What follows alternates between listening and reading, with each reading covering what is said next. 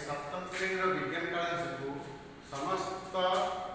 शिशु भाई बहन मान मोर स्वागत और अभिनंदन। तेज सप्तम श्रेणी विज्ञान में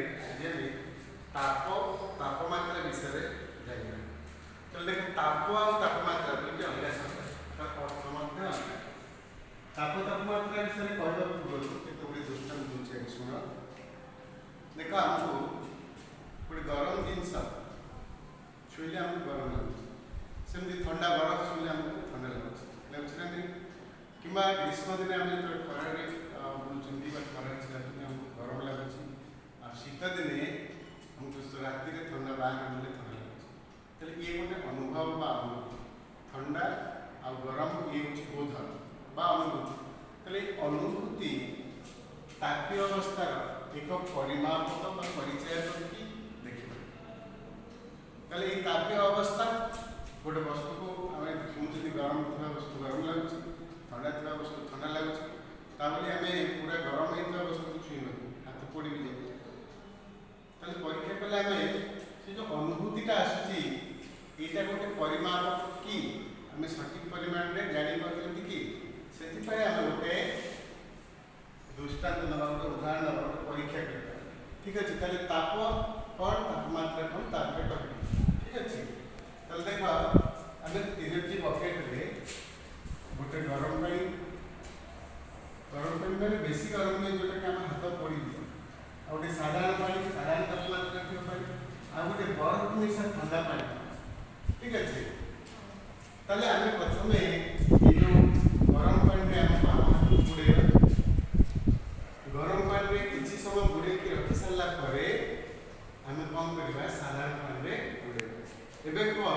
गरम पानी में बुड़े साधारण पानी में बुड़े आम हाथ को ठंडा लगे कहीं ठंडा लगे चिंता कर पर कह सेमती डाहाण हाथ को ठंडा पानी में किसी समय बुड़े रख पुणी आम साधारण पानी में बुड़े कौन लगे निश्चित गरम लगे कहीं लगे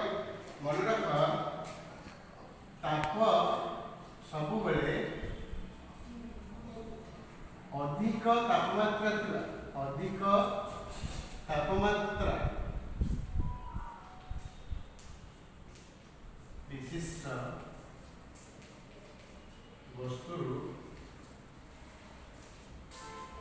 कम तापमात्रा विशिष्ट वस्तु को संचरित हो यहाँ आम पर पढ़ा ताप संचरण में पढ़ा ताहले ये कौन है गरम पानी आम हाथ बुड़े रखिले से हाथर तापमात्रा जो अधिक था साधारण पानी तापमात्रा ताप कम थे हाथ को आम ताप संचरित कौन साधारण पानी निश्चित भाव में गोटे ताप हर ठंडा अनुभव कर ठंडा पानी जो बुड़े ठंडा लगुला बर्तमान साधारण पानी बुड़े कौन हम जेहतु साधारण पानी तापमात्रा अधिक ठंडा पानी तेणु आम हाथ को ताप संचरित तेणु आम हाथ ताप ग्रहण करुच्छी तेणु हाथ को आमको गरम लगे। ये जो दृष्टांत आम देखिले कौटी ठंडा लगुच कौटी गरम लगुच ठंडा गरम भी आम से पाइपारे ना पाइले कि देख गरम पानी गरम लगे ठंडा लगुच ठंडा पानी से गरम लगे। तो ये आम कौन पाइले जेहेतु ताप संचरित हो ताप तापमात्रा दुईटा जगह जिन अलग अच्छे ताप कौन आम कह ठंडा और गरम बोधर कारण हूँ ताप बुझिपार तेरे तापीय अवस्था वस्तु थे तार तापमात्रा कम थे अधिक थे किंतु ठंडा और गरम जो बोध आम सेन्स अनुभूति आसे तार कारण हूँ ताप बुझेगा। ताप हूँ एक शक्ति यार एक कैलोरी किंतु तापमात्रा कौन ना ठंडा और गरम जो परिमापक है कौन तापर मात्रा हूँ तापमात्रा अर्थात गोटे तापर परिमाप केते तापमात्रा रे थिले वस्तुटी हमको केमि तो ये जो तापमात्रा आर विभिन्न अछि ताले ये तापमात्रा को हम डिग्री सेल्सियस की कहबे डिग्री केल्विन भी अछि बा डिग्री फारेनहाइट भी अछि तो ये होछि विभिन्न एक तापमात्रा सेति पई तापमात्रा गोटे परिमाण ये गोटे शक्ति ताप एक शक्ति तापमात्रा एक परिमाण कि नहीं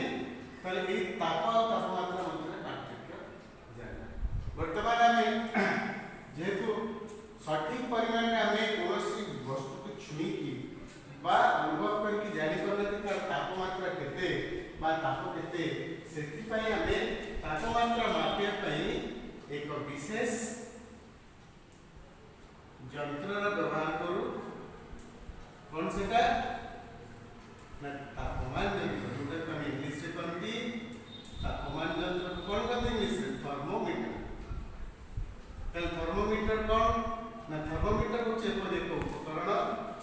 जोटा कि कौनसी वस्तुर तापमात्रा बा तापर परिमाण होचे तापमात्रा ताकू मपा जाए ठीक अछि तो मापी सला पर हमें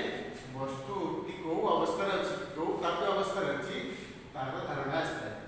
बुझले ठीक आजिर ठीक है ताले विशेष जो तापमान यंत्र पुनी दुई प्रकार अछि गोटे होची क्लिनिकल थर्मोमीटर बा हम कोनसी ज्वर माप